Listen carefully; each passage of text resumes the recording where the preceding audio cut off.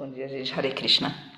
Que bom estar aqui no nosso penúltimo encontro, de muitos encontros ainda, né? Mas o penúltimo encontro dentro de um propósito que conseguiu já provocar mudanças de hábitos, ou ao menos acenar, a gente perceber que o coração acena certas mudanças de hábito.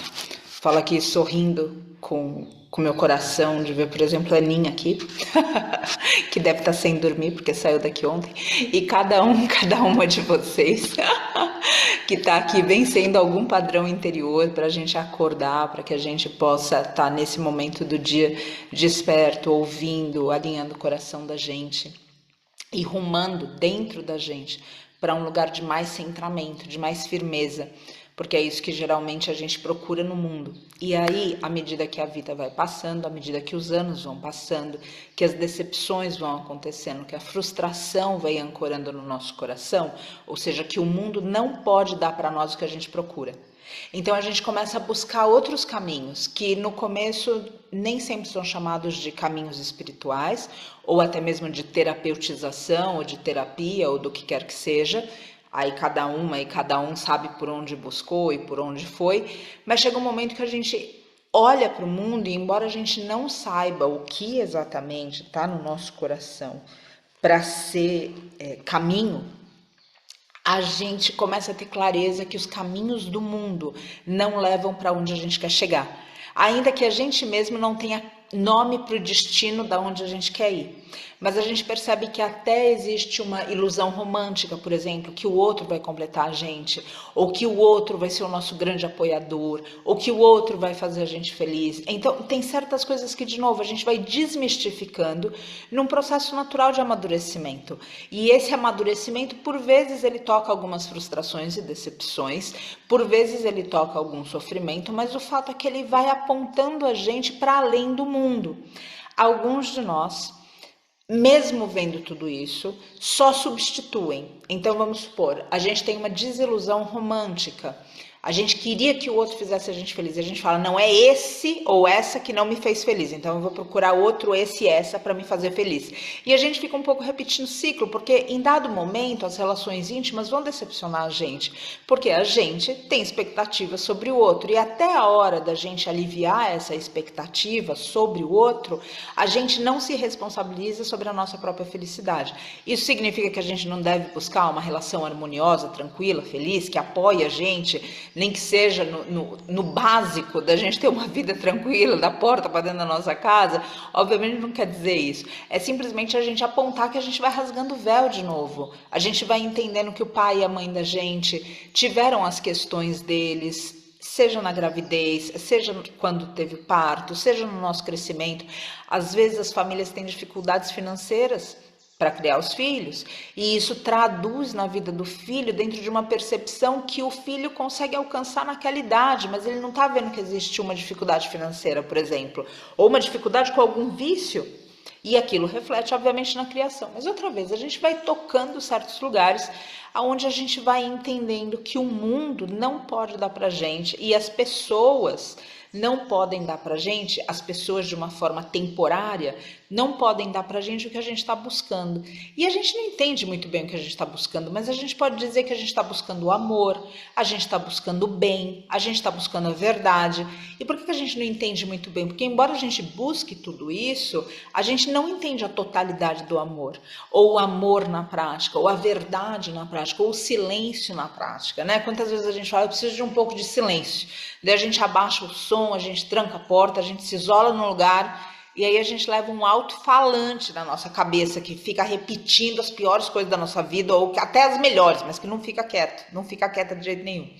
Então é um pouco relativo, outra vez, essa busca que a gente tem, porque a gente sabe que o mundo não é o caminho. A gente precisa de alguma coisa maior. Ao mesmo tempo, dentro da gente, o significado desse amor não está claro. Porque embora a gente diga que quer o amor, a gente muitas vezes ferido e ferida, deseja o mal. E deseja o mal até como uma forma de justiça. Tem que passar pelo que o outro passou para aprender. E a gente não percebe esse paradoxo que é, na verdade, a gente defender o amor à base de ódio. E aí esses estudos surgem, e esses estudos surgem de uma maneira desconfortável, onde a gente começa a se enxergar e falar, putz, não é o outro, o mundo não me leva para onde eu quero, e dentro de mim tem coisas para eu organizar. Outra vez, isso significa que eu vou manter relação tóxica? Não, não significa isso. Isso significa que a gente vai ver o mundo e vai se alienar? Vai falar, não, eu não quero mais participar do mundo? Não, a gente vê como caminho que a partir do instante que a gente decide por um caminho espiritual, o outro começa a ter maior importância, inclusive, porque o caminho espiritual pauta a compaixão. Então, a alienação não está ancorada ou congruente ou consoante à lei espiritual. A alienação não está, porque parte do despertar envolve o sofrimento do outro ser. A partir desse sofrimento, da dor do outro ser, essa compaixão vai ancorando mais na gente e o desejo de ajudar.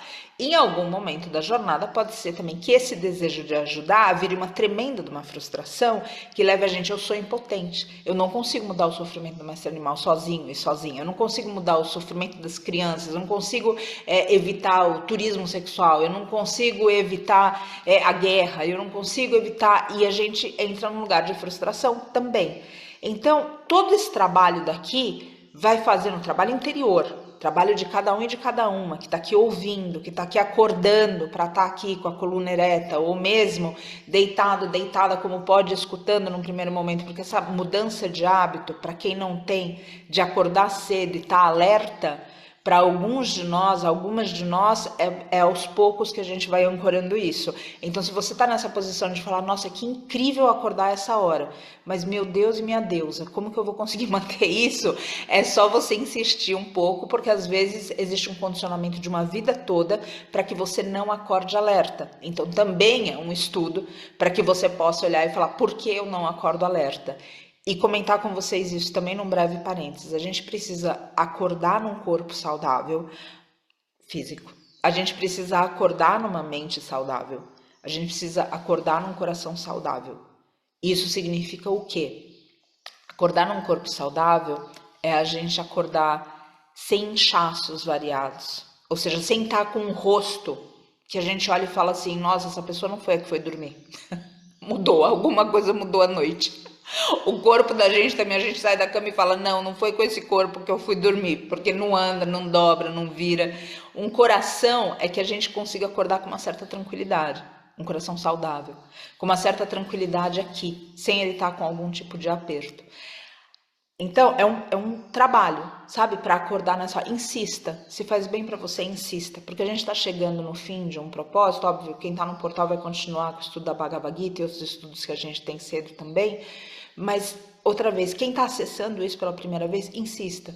Insista no que faz bem para você, e acordar nesse horário faz bem para a gente. Mas, ponto é, a gente vê o mundo, a gente tem essas frustrações, a gente tem esses caminhos de decepção, a gente quer o amor, quer a verdade, quer a paz, quer o silêncio, e a gente não sabe muito bem como trilhar esse caminho. Estudos desconfortáveis como esses vão fazendo a gente ir rasgando véus dentro da gente. O quanto a gente até se vitimiza, ou o quanto a gente culpa o outro, ou o quanto a gente não toma responsabilidade sobre a nossa vida. E aí tem um momento de salto que a gente tem falado, que em vez de tratar dessa terapeutização, ou seja, desse caminho interior, onde a gente ameniza um pouco e descobre uma prática espiritual, a gente começa a entender um mistério aqui. A gente começa a vislumbrar um mistério, alguma coisa que é maior. E é justamente o que o Vedanta explica pra gente, daquela pequena onda no mar, que nasce e diz assim, se eu tivesse nascido em vez dessa costa aqui, se eu tivesse nascido no Havaí, a minha vida seria melhor.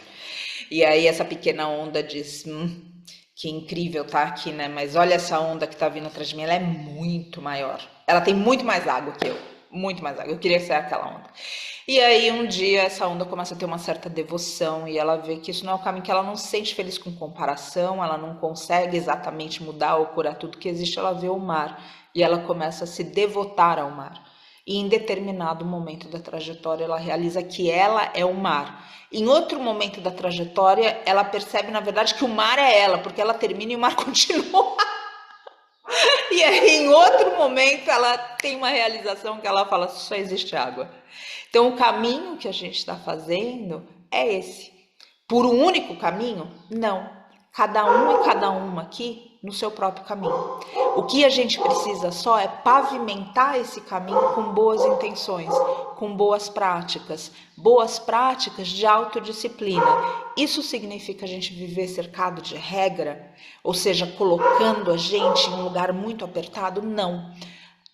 A Jetsuma, que eu sempre cito, eu perguntei para ela dessa última vez sobre a prática como deve ir, e ela desenvolveu por algum tempo comigo a questão de que se a prática é muito apertada, a mente se rebela contra a prática. Olha que coisa interessante. Ou seja, em vez de eu acomodar a prática no meu dia a dia e ver isso como algo saudável, a própria prática vira um outro lugar de frustração, porque eu não me vejo capaz. Então, o que acontece?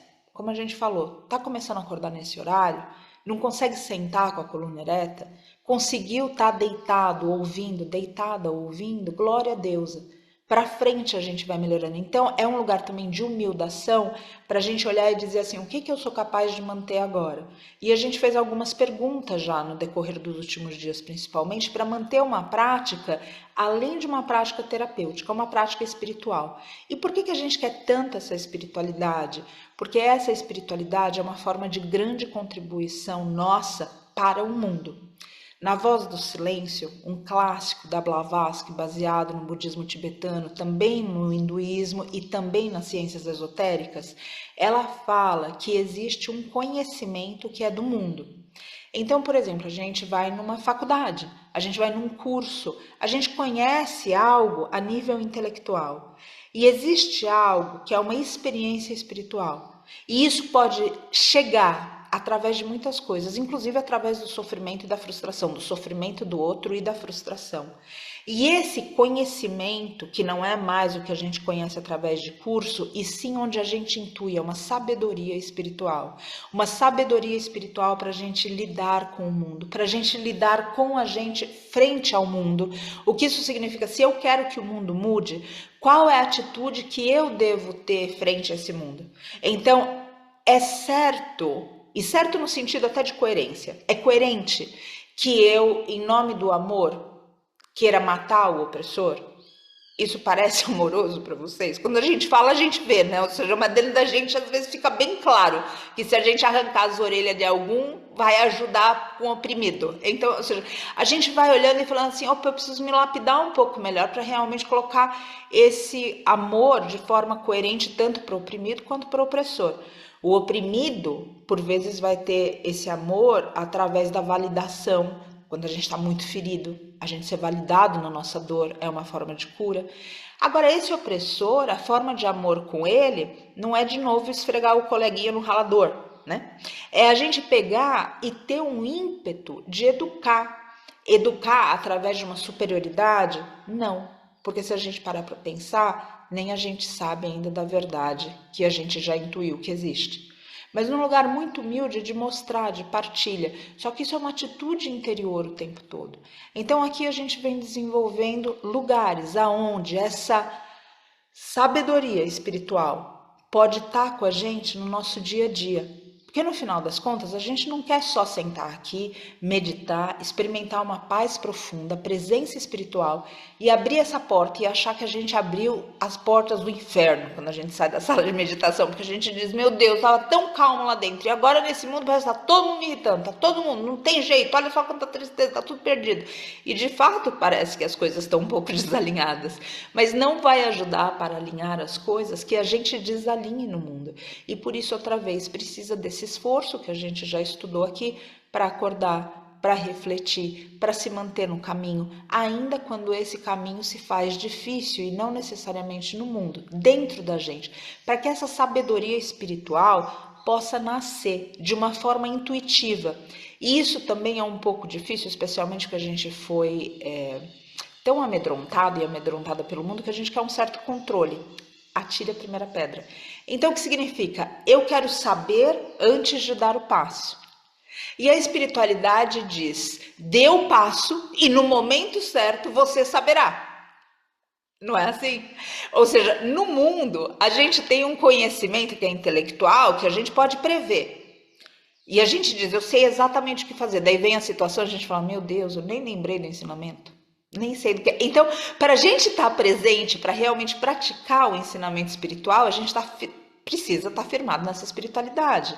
E aí vem essa grande contribuição. Ou seja, a nossa busca espiritual e a nossa prática espiritual começa a beneficiar outros seres. Não porque você sabe ou porque eu sei, mas porque existe uma capacidade, como a Blavatsky falou, que a partir da hora que a gente está estabelecido e estabelecida num caminho espiritual, ainda que não se conheça, ou seja, não é algo que você pode dizer, eu aprendi isso em determinado curso, mas é algo que no momento que você se vê, seja com o oprimido, com o opressor, seja numa situação que você se colocava como vítima no passado, ou alguém que tenha te machucado muito, e você vê que existe uma sabedoria intuitiva naquele momento, de algo que ninguém te ensinou em curso nenhum, tenho certeza que você já viveu isso, e de alguma maneira aquilo encaixa em você, e você lembra de respirar fundo, e você sinceramente deseja que aquela pessoa, por exemplo, encontre o caminho, ou que aquela situação se desfaça para aquele ser, ou alguma palavra correta, ou intenção correta, ou ação correta venha através de você. Vocês já viveram isso, eu tenho certeza.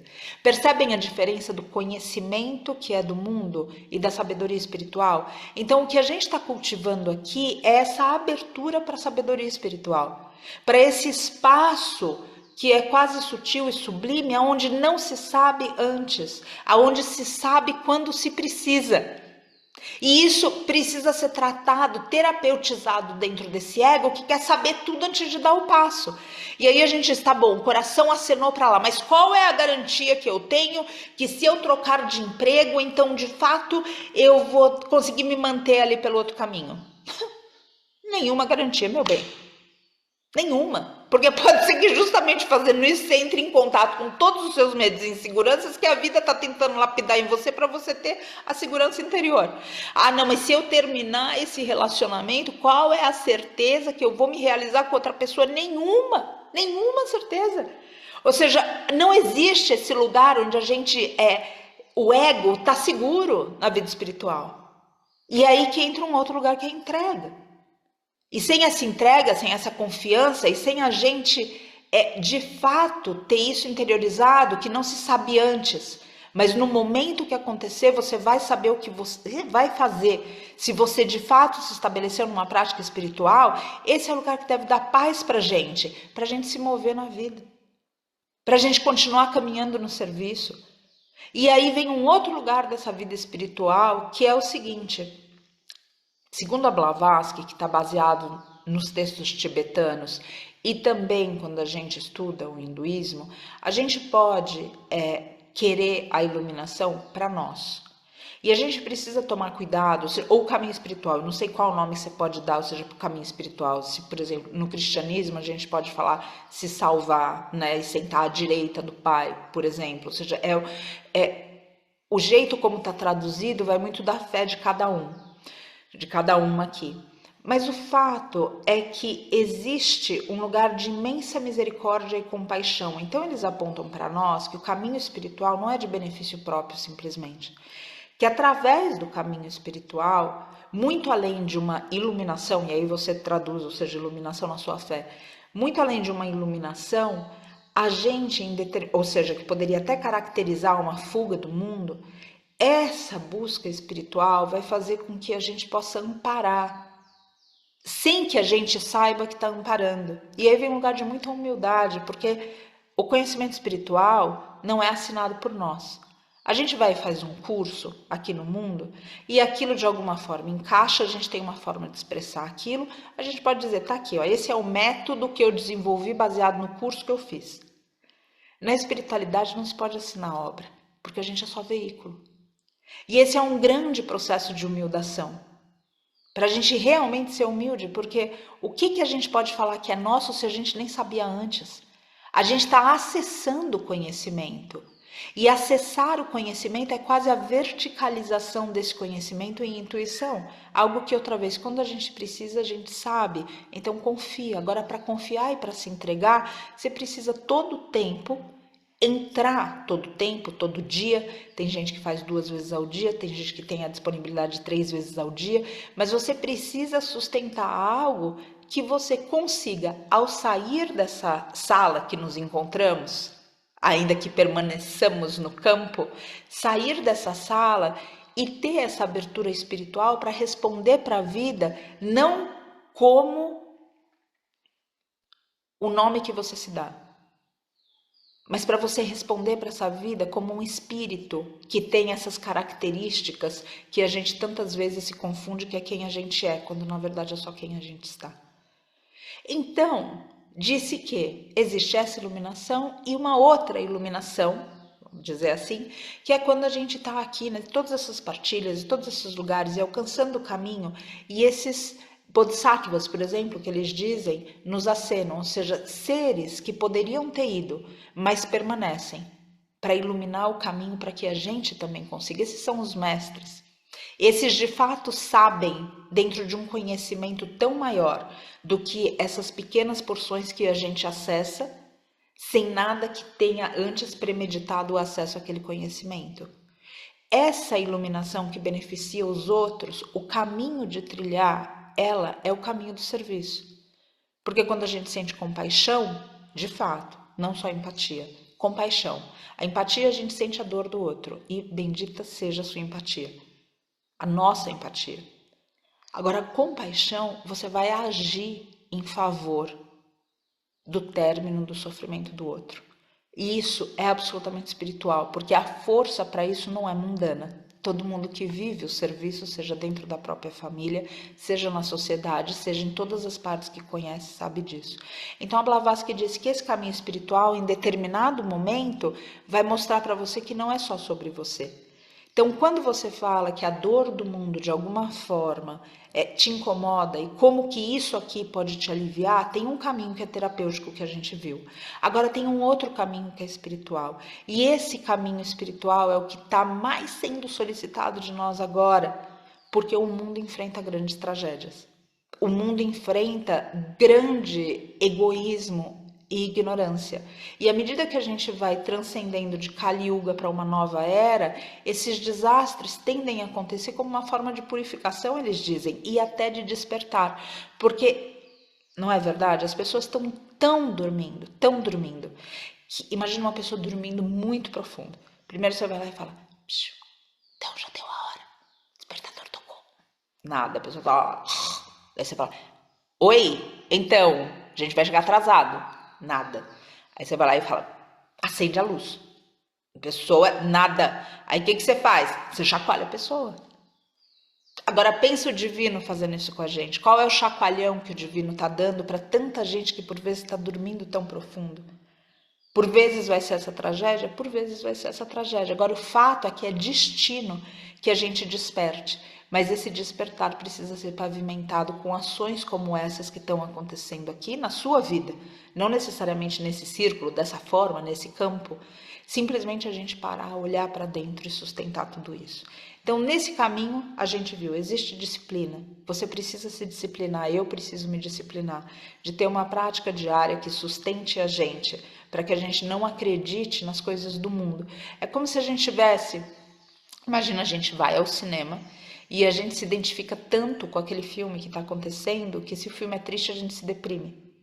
Se o filme é feliz, ou seja, aquilo é algo, é uma história que está sendo contada.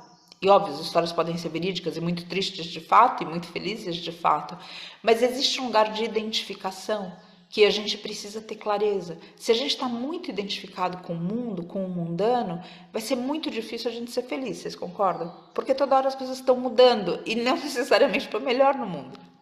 Agora, se a gente está identificado com a espiritualidade e com, de alguma forma, tornar a nossa vida para benefício dos seres, existe uma felicidade que a gente viu numa palavra em sânscrito, que é a Ananda. Uma felicidade que não depende que o outro seja feliz ou que o outro nos faça feliz. Uma felicidade que é sustentada por uma consciência tranquila de estar realizando o que veio realizar. E a gente se pergunta, será que a gente está realizando o que a gente veio realizar? E da mesma forma como a gente viu no começo dessa reflexão, de que por vezes o mundo fora está apontando para nós o que não é caminho. Às vezes, do lado de dentro também está apontando para nós o que não é caminho. E eu tenho a impressão que no decorrer desses dias e dessas reflexões, o caminho do mundo ficou claro. O caminho de dentro também precisa ficar. Então, aonde seu coração diz, não é por aqui, ainda que a gente não tenha clareza de é por aqui, entendem? Aonde ele diz, não é por aqui, eu não posso mais fazer isso comigo. Eu não posso mais acordar nesse horário, eu não posso mais me identificar com essa situação. Eu preciso colocar limites. E aí você completa. Esses caminhos precisam ser respeitados. Então, o que não é, ainda que por vezes não esteja claro o que é, precisa ser cristalizado dentro da gente. E a gente invocar a força dessa grande Mãe Misericordiosa para colocar isso nos nossos ossos. A gente não fala que foi escrito nas tábuas de Moisés, e essas tábuas de pedra, ou seja, que foram escritas em pedra, essas leis estão escritas em pedra. Escreve as tuas leis nos teus ossos. Pede para essa grande mãe, com essa sabedoria universal, colocar isso no seu reino mineral particular, íntimo. Escrever nas suas pedras, nos seus ossos. Como é esse caminho? E esse caminho, por vezes, é o que não pode mais continuar. A virada fica para trás, o feriado fica para trás aos poucos, o ano vai avançando e é muito fácil na correnteza da vida o que a gente sonhou, o que acenou ao nosso coração, os lugares que a gente abriu porões dentro de nós, as realizações que a gente teve, não grandes realizações, mas realizações particulares, pessoais, intransferíveis, que abrem frestas para o divino, para essa espiritualidade, para o mistério dentro da gente. Isso não pode ser fechado. A compaixão, o perdão, os caminhos que se abriram de benevolência e virtude precisam ser cultivados diariamente. Então, você sabe o que precisa fechar e o que precisa terminar. Porque a gente fala tanto do novo, mas como é que a gente vai para o novo se a gente não aceita desapegar do velho? Dizem por aí que o preço da vida nova é toda a vida velha. Para você mudar alguma coisa para o novo, o preço que a espiritualidade cobra é dar tudo que era o velho. Porque não tem, dentro de uma realidade sistêmica, como você mudar uma coisa e eventualmente não perder até uma coisa boa do que você tinha através do ruim. Ou edificado um dos pilares no que era ruim. Então você fala, eu vou parar de fumar. Só que você precisa agora encontrar algum outro lugar que você possa se edificar dentro de você para que o benefício daquilo que era ruim permaneça. O benefício era o quê? No cigarro? Se acalmar. Então agora você vai fazer mais pranayama? Agora você vai estar um pouco mais atento e atenta ao que está em volta de você? Percebe? Para que não inflame, para que a gente não... E a gente possa estar em contato. Por quê? Porque a Blavatsky também diz, nesse mesmo livro, A Voz do Silêncio, e outros mestres, porque outra vez ela está canalizando muitos ensinamentos em uma pequena, grande obra. Que essa voz interior pode ser ouvida, essa voz da alma, que é o silêncio, pode ser ouvida quando aquieta-se a mente, o coração, o corpo físico, dentro de uma harmonização. O que eu estou querendo dizer aqui é que você já escutou o que te harmoniza. E o que eu quero dizer aqui é para que você cultive isso. Então, o que precisa fechar, fecha. O que você precisa terminar, termina. O que você precisa deixar aí, deixa aí. Porque vai ser a única forma que esse novo, de fato, vai começar. E essa renovação espiritual, para que a gente possa, caminhando o caminho, beneficiar os seres. Porque, pense e sabe, nesse grupo, os seres precisam disso. Os seres precisam que a gente caminhe o caminho espiritual. Os seres precisam que a gente se edifique no amor. Os seres precisam que a gente acesse essa verdade. Os seres precisam que a gente tenha disciplina. Então não é uma coisa só para nós. É algo que através de nós se faz possível para outros seres. Então hoje especialmente, a gente já falou de novas resoluções, a gente já percorreu esse caminho do que é esse eu terapêutico. A gente já viu o novo que a gente quer e o novo que a gente quer através de nós. Agora a pergunta é, para esse novo chegar, o que é que você precisa abrir mão? O que é que você precisa deixar aí? E isso é das coisas mais simples, como por exemplo, eu preciso parar de comer meia-noite se eu quero acordar às 5 horas da manhã. Eu preciso remanejar a minha vida para conseguir colocar a meditação, a yoga, o tai chi, não sei o que você vai colocar, dentro da sua vida, para que isso seja uma prática diária para te firmar dentro do seu caminho.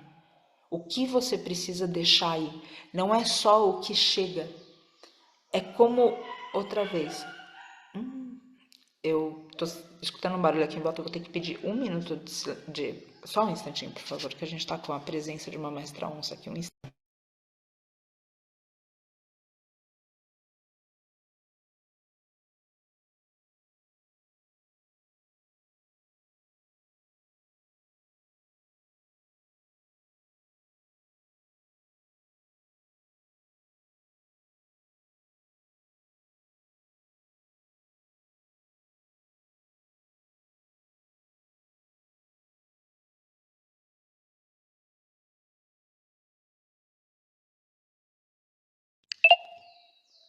Perdão, gente. E sobre esse episódio da mestra onça, a gente tá com os órgãos. Conversei bastante com o Vitor ontem à noite. Tem órgãos públicos que estão amparando a gente. Aparentemente tem um vizinho que tem muitas mestras galinhas, que já perdeu muitas mestras galinhas, e parece que essas mestras galinhas que foram o alvo dela nos últimos dias. E por isso que a gente não tinha visto ela aqui. Um funcionário nosso comentou com outro funcionário, com o nosso veterinário, e ontem à noite a gente discutindo, conversando sobre isso, sobre segurança e tudo demais. A gente não sabe exatamente o que ela está vindo fazer tão perto da casa. Eu suspeito que seja a água da piscina. É a única coisa que eu consigo imaginar, porque ela não está vindo comer aqui em cima. A gente está com os cabritinhos, os porquinhos, mestres aqui perto, mas ela chega sempre por um mesmo lado, onde agora aconteceu o ruído. Então, enfim, a gente está tentando entender isso, sempre com muita responsabilidade, de não colocar isso abertamente, porque a gente receia que caçadores se aproximem e a gente sabe o que acontece, ou seja, dentro da ignorância humana. Então está sendo um desafio para nós entender como se mover para preservá-la, preservar a gente, preservar os nossos. Ela já fez algumas vítimas aqui dentro, então tá um pouco delicado assim a gente saber o caminho. Está sendo um lugar muito fino de pesquisa espiritual, sabe? Porque é óbvio, ou seja, a gente não quer acabar com ela. Mas como é que a gente convive com uma mestra onça dentro do santuário, em nome da deusa? Então, e também tem uma questão que explicaram para nós, que se a gente simplesmente fala para esse órgão público, vem aqui, tire ela daqui, coloque ela numa reserva. O que acontece é que nessa reserva pode já ter outro grande felino, e esse grande felino falar, aqui não. E aí, entre eles se matam. Então, é de uma responsabilidade abrir um portal tão grande de entendimento mais profundo sobre o que a gente está fazendo com o meio ambiente. E a gente fala para parar de comer carne, por exemplo, por causa da própria vida de quem a gente está comendo. Mas se a gente pensa um pouco mais fundo nisso e une com o desmatamento e começa a avaliar a vida silvestre que a gente está roubando, sequestrando, ceifando, o parar de comer carne é muito maior, sabe, do que simplesmente aquela vida que está na frente. E essa ligação com o meio ambiente, com a vida silvestre também precisa ser entendida, porque tem sido, de novo, o desafio daqui. Então peço desculpa pela interrupção, só que realmente tem sido uma história. Anteontem ela apareceu de novo, e agora tem um alarme que a gente escuta, assim, um padrão de reação nos mestres animais que estão perto. Então os cabritinhos, a louridinha fica com as orelhas, parece duas antenas assim para cima, ela fica parada ali na cerca. Os cachorros lá têm de um jeito diferente e existe uma movimentação do rebanho mais rápida. Então, e às vezes a gente sente o cheiro também, que dá a entender que ela está também movimentando alguns corpos, não imediatamente, mas a gente sente cheiro de carniça. Então, a gente está tendo que rodar pasto também. Tá uma situação um pouco delicada por causa disso. Eu escutei, eu só queria, enfim, é difícil saber também o que eu vou fazer, né? Se eu abrir a porta e ela estiver aqui com mais cachorro, mas é nesse estudo que a gente está. Desculpa pela interrupção. Minha pergunta é, o que precisa deixar aí? E essa força tremenda dessa mestra onça, sabe? Coloca para nós uma certa urgência, porque a gente não consegue controlar a força que está fora, mas a gente consegue dominar a força que está dentro. E essa força que está dentro precisa caminhar o caminho, para que a gente seja mais virtuoso, inclusive para evitar o desmatamento, para preservar essa vida silvestre. Então não existe muito como a gente falar de vida espiritual sem vida prática. E isso que a gente precisa entender aqui, o que precisa ir da vida prática para essa nova vida espiritual chegar e se ancorar. E é isso que eu deixo de reflexão para nós. Amanhã, à medida que a gente avança, vírgula, ou seja, que eu repito para vocês do que esses mestres deixaram para nós, colocar a coisa clara. O que esses mestres deixaram para nós, para que a gente possa percorrer o caminho de uma forma verdadeiramente honesta, né? Sem esperar que Deus faça interferências, né? Quantas vezes a gente diz, se Deus existisse, ele faria alguma coisa. Então a gente é uma mera marionete de Deus, é isso que a gente quer ser. Ou a gente é imagem e semelhança, e a gente de alguma forma está fazendo isso, e de alguma forma a gente vai ter que consertar isso. Então, vamos tomar cuidado com não transferir responsabilidade nem da nossa vida para o mundo e nem do mundo para Deus. A gente vai ter ajuda espiritual e a gente tem tido ajuda espiritual. Cada um e cada uma sabe. Mas o trabalho é nosso. E a gente precisa acomodar esse trabalho dentro da gente para que ele possa refletir nas nossas ações. Então, o que é que você precisa deixar aí? Qual é o hábito? Qual é esse antigo eu que precisa morrer para o novo surgir? E esses momentos de desapego, esses momentos para a gente deixar ir, por vezes são dolorosos. E é por isso que a gente não muda, né? A gente não está deixando de fazer coisas que são ruins para a gente porque a gente quer sofrer, mas porque a gente tem algum tipo de prazer e alívio imediato com elas. Então, quando a gente fala do novo, a gente está deixando algo que dá muita segurança para a gente. E isso dói, mas está na hora da gente ter essa força aqui para poder fazer isso.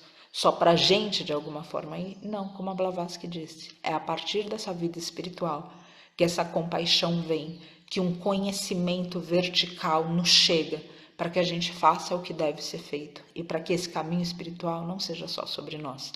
E eu acho que todo mundo aqui concorda que já tem bastante gente no mundo vivendo só para si. A gente precisa conseguir romper tudo isso e viver de um jeito maior. Então, nessa mudança de ciclo, e para alguns aqui com aniversário, inclusive nessa época, como a própria Carol Junqueira que está aqui, que eu lembrei e não consegui passar, que esse novo ciclo seja repleto de bênçãos. Te abraço, te agradeço por estar perto tanto tempo. E outras pessoas também que estão aqui, que estão virando o ciclo, como a própria Marisol, o que eu também, ou seja, e outras que eu tenho certeza que estão por aqui se renovando, fazendo essa mudança junto com... Faz esse alinhamento. E independente que seja só a virada de um ano, é um momento de reflexão. E a gente precisa parar de repetir padrão. Então, por gentileza, pensemos nisso e tenhamos muita clareza interna, para não deixar um mundo com as ilusões tão fortes dele consumir a gente e fazer que no final da nossa existência a gente olhe para trás e pergunte: como que eu vivi todos esses anos? Para onde eu dediquei minha vitalidade?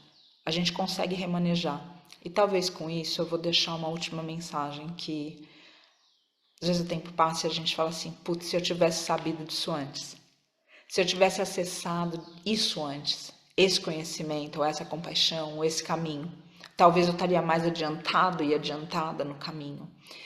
Tem um estudo bonito, que obviamente no final e em poucas palavras a gente não vai conseguir aprofundar, mas é uma citação e recomendo que cada um e cada uma faça pesquisa sobre isso, quem não tem acesso, quem não conhece. E até quem conhece também relembrar, que é o estudo dos setênios pela antroposofia. A antroposofia, dentro desses setênios, vai falando para nós, então, como é difícil, em certo momento, a autenticidade. Então, ele dedica o setênio dos 42 aos 49, que essa autenticidade surge. E aí, dos 49 até os 56, a gente tem um outro momento. E aí, a gente tem um outro momento ainda, que é o que eu quero apontar, que é dos 60 em diante. Então, quando a gente vai olhando a nossa vida e vai falando, putz, se fosse antes, o que essa... E lembra que o Steiner estudou também com a Blavatsky. E, gente, abre um parênteses, vocês imaginam viver no tempo dessas pessoas? Tipo, o Krishnamurti, o que você vai fazer? Passa em casa, toma um café. Daí tá o Krishnamurti, a Annie Besant, a Blavatsky e o Rudolf Steiner tomando um chá junto. Devia ser um tempo, de verdade, gente, pensa nisso. Às vezes eu penso nisso, eu falo, gente, que incrível escutar a conversa corriqueira deles. Vocês viram como o universo se abriu e a Blavatsky, deve ser uma coisa incrível, enfim, fecha parênteses, eles estavam todos juntos. Então, o Steiner era discípulo da Blavatsky, que tinha acesso a todo esse conhecimento de mistério.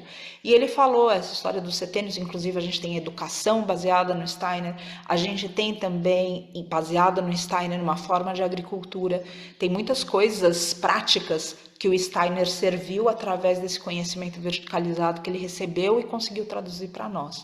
E o fato é, nós temos tempo... Não. Amor de Deus, não. Eu entendi que você colocou a vírgula antes da Patrícia. Enfim. Então, imagina esses seres, coisa incrível, conversar com eles e saber, passa em casa, toma um chá e vê todo esse povo junto. Nossa, e a Blavatsky ainda falando das pessoas que ninguém mais conseguia ver e que ela estava falando ali tudo junto. Deve ter sido incrível. Então, o Steiner recebeu esse conhecimento e deixou tantas coisas para nós. E ele fala muito sobre essa virada que à medida que a gente vai amadurecendo, envelhecendo na carne mesmo, inclusive influenciado por esses setênios, a gente vai ancorando mais da espiritualidade. Dentro do hinduísmo, da Ayurveda, a gente vê que mais para frente na vida a gente vai ficando vata, do mesmo jeito que a gente era vata no começo. E o vata se une ao sopro. Às vezes a gente fica um pouco negativo assim com o vata, porque o vata resseca a articulação, o vata deixa a gente aéreo, daí a gente fala, ai nossa, tem até dentro dos círculos a gente fala, eu já estou muito vata. Não tô muito vata, como se fosse uma coisa ruim. E o vata, na verdade, é um lugar que está se unindo, porque é um vento, né? É muito ar. Está se unindo ao sopro vital. E esse sopro vital que dá acesso para nós aos mistérios. Então, não importa qual é a sua idade. Você é a versão mais nova de você, dizem por aí, né? Você é a versão mais nova da sua vida, é essa de agora. Então comece agora que essa é a sua versão mais nova. E essa versão mais nova está mais alinhada com essa espiritualidade que quando a gente vai começando a transicionar mais para a porta do final do que do começo, ela conversa com a gente sobre deixar aqui algo que não seja só para nós. E isso vem também através de desapego. Tem grandes obras que a humanidade produziu depois dos 60 anos.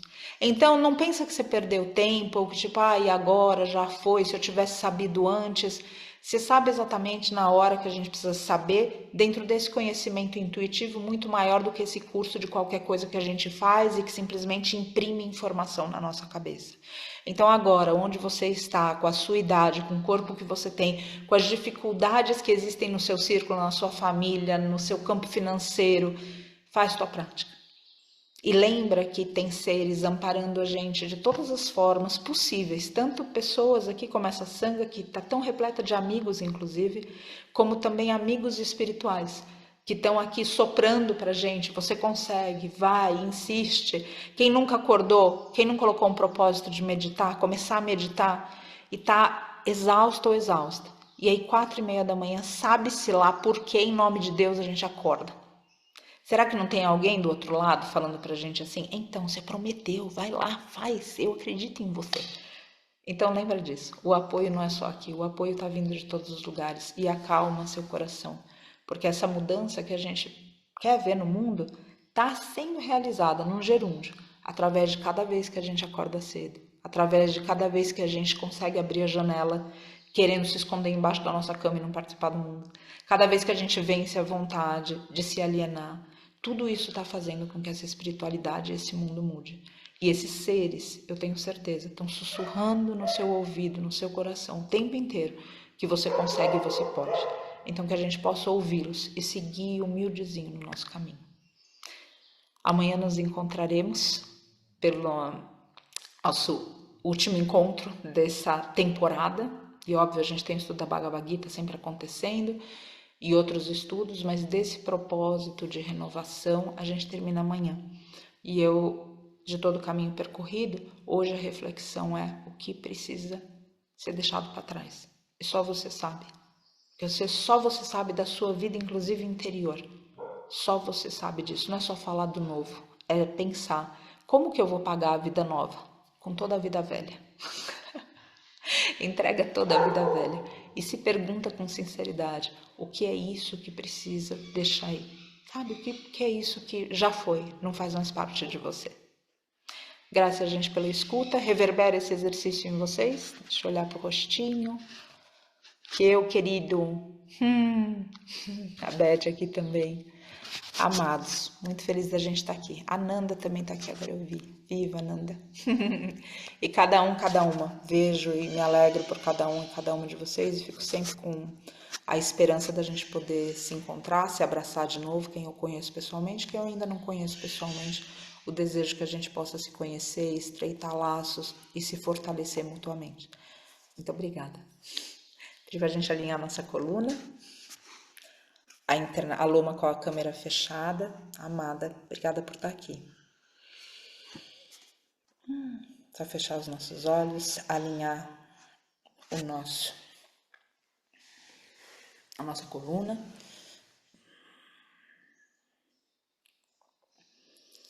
Procurar primeiro uma respiração terapêutica, onde a gente coloca mais tempo na inspiração e mais tempo na expiração.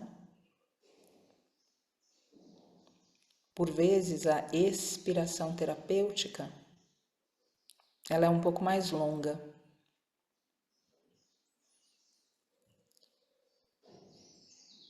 E depois disso, começa a percorrer o espaço onde a respiração é um exercício espiritual de fato. Então, já com a postura firmada, com os olhos fechados, com a atenção na respiração,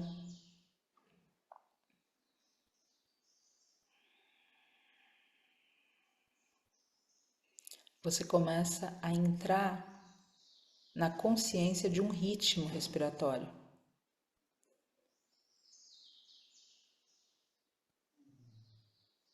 E esses ritmos vão harmonizando você.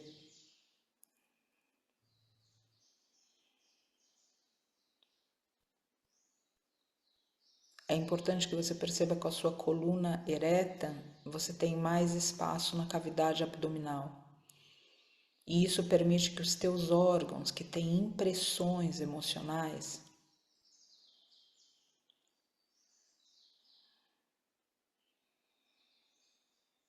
possam fluir também.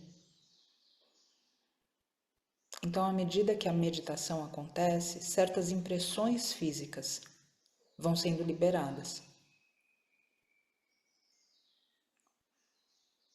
Do sutil ao denso, essa liberação carrega a corrente sanguínea. Então é importante você se lavar por dentro com água. Para se harmonizar com os ciclos, você pode todo dia deixar um copo de água para tomar banho de lua. E depois da sua meditação, tomar essa água. Tem tantas e tantas práticas que você pode fazer para se harmonizar do lado de dentro, de provocar uma comunhão com esse externo que é interno e que aponta para uma única unidade que você e que cada ser é parte. Essa harmonização faz com que se aquete o coração, porque só cada uma sabe das dores, das mágoas que vão enterradas no chão do coração de cada um e de cada uma.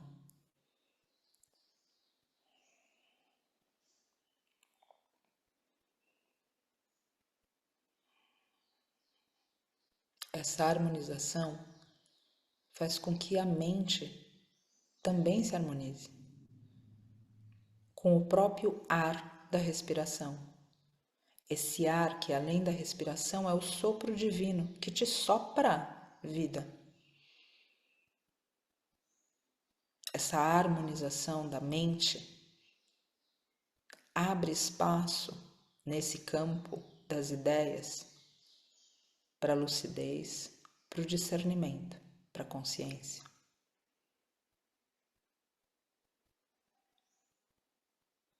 A harmonização do corpo físico incluindo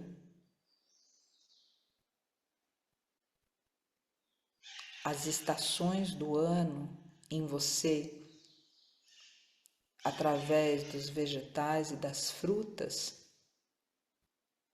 que você consegue metabolizar essa energia solar no teu aparelho, harmoniza esse corpo físico para que sentar não seja uma dificuldade.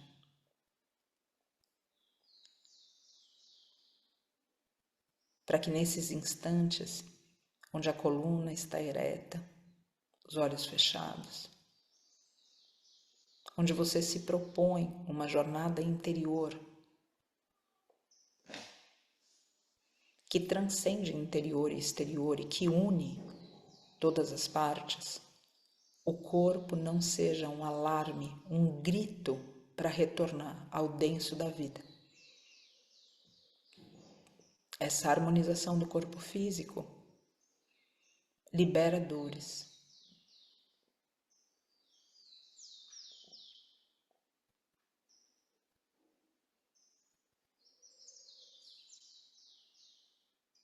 Dores nas articulações, dores musculares que são tensões.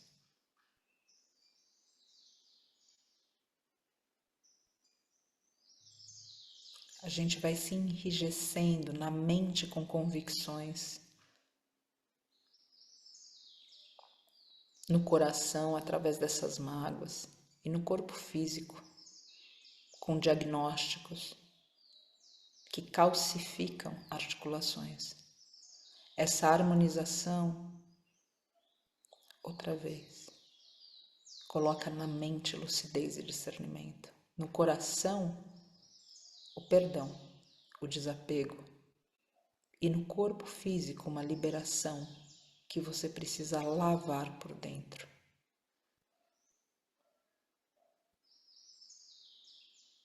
E então, no portal sagrado do seu coração, mistérios se revelam.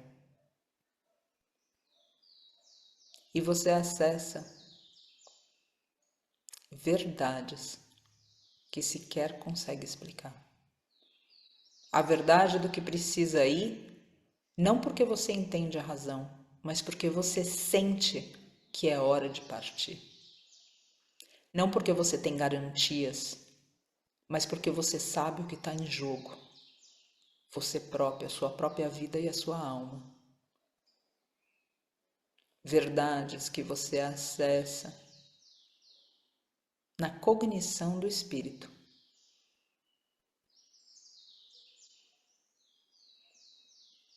Você não precisa explicar a verdade que você acessa. Você só precisa ter a coragem de seguir essa verdade e pautar a sua vida nessas visões que o seu coração alcança dos mistérios revelados.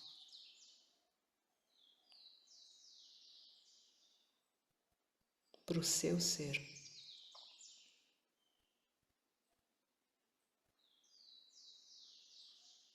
Essa harmonização, essa quietude interior, refletida também na quietude do corpo, que abre essas frestas para o mistério revelar caminhos e orientações.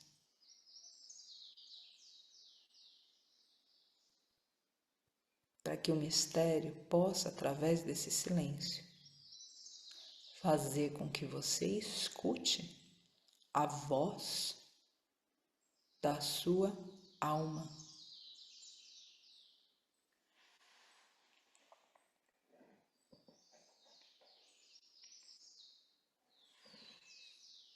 Escuta agora, portanto, essa voz e tenha coragem de seguir pelos caminhos que essa voz dita direção. Medita nesse silêncio,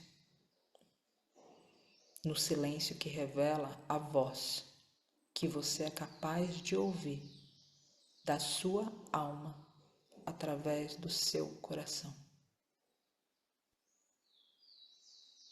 Sustenta o seu campo na postura do seu corpo, na sua respiração